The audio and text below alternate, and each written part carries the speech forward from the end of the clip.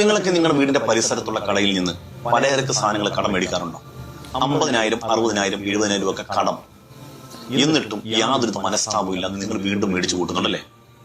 എന്ത് വിശ്വാസത്തിന്റെ പുറത്താണ് നിങ്ങൾ വീണ്ടും വീണ്ടും മേടിക്കുന്നത്? ആ കടങ്ങളൊക്കെ വിടാതെ അറിയാൻ വേണ്ടി ചോദിക്കാണ്. എന്ത് ധൈര്യത്തിന്റെ പേരിലാണ്?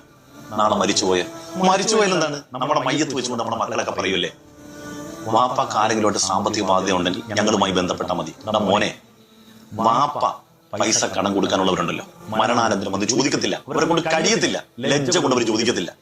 മോനെ, കഴിഞ്ഞ ദിവസമേ ഒരാളെന്നെ കാണാൻ വേണ്ടി വന്നു, വീട് ജപ്തിയായി.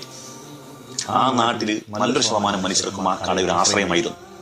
പലപ്പോഴും മുഴുപട്ടിണിയായ മനുഷ്യർക്ക് വെറുതെ ഒരു സാധനം കൊടുത്തുകൊണ്ടിരുന്ന മനുഷ്യനാണ്. അത്രയും ആളുകൾ ദയാവായ്പുള്ള മനുഷ്യൻ. ആ മനുഷ്യൻ ഇപ്പൊ കടം കയറി നശിച്ചുപോയി. അയാൾ നോട്ട് ബുക്ക് എടുത്ത് ഇങ്ങനെ കാണിച്ചു. ആ നോട്ട് ബുക്കിലെ 2 ലക്ഷം മുതൽ നോട്ട് കൊടുക്കാനുള്ള ആളുകളാണ്. അതിനകത്ത്